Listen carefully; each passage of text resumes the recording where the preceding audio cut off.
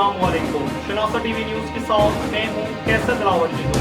شامل کرتے ہیں نیوز اپڈیٹ۔ ممتاز علمی و ادبی سماجی مذہبی شخصیت پروفیسر مسعود اختر ہزاروی کا sir Syed education foundation of Pakistan کے مرکزی سیکریٹریٹ کا دورہ۔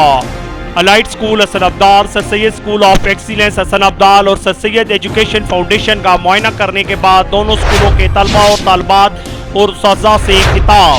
خبریں تفصیلات کے ساتھ۔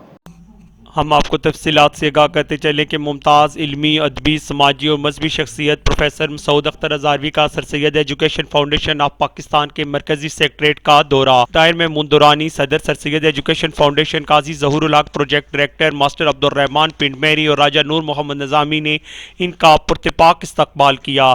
پروفیسر مسعود اختر ہزاروی کو سر سید فاؤنڈیشن کی سرگرمیوں اور اہداف کے متعلق پریزنٹیشن دی گئی، جس پر انہوں نے فاؤنڈیشن کے کام کو سراہا اور ہر طرح کے تعاون کی یقین دہانی کروائی۔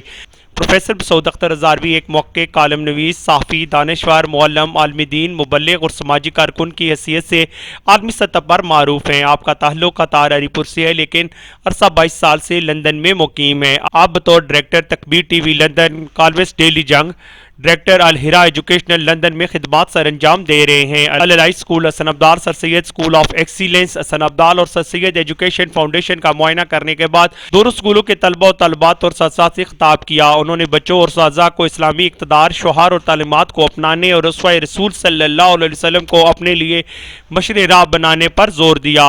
انہوں نے واضح کیا کہ دینی اور دنیاوی تعلیم دو الگ بات نہیں، بلکہ مسلمانوں کے لیے ہر تعلیم دینی ہے، بشرطے کہ وہ اسلامی تعلیمات سے منافی نہ ہو۔ تقریب کے اختتام پر پروفیسر مسعود اختر نے اپنی تصنیف صدائے تکبیر اور گرامر کی کتب پیش کیں۔ ساتھی رپورٹر ساجد محمود صدیقی کے ساتھ کیسر دلاور جدون، شناسہ ٹی وی حسن ابدال۔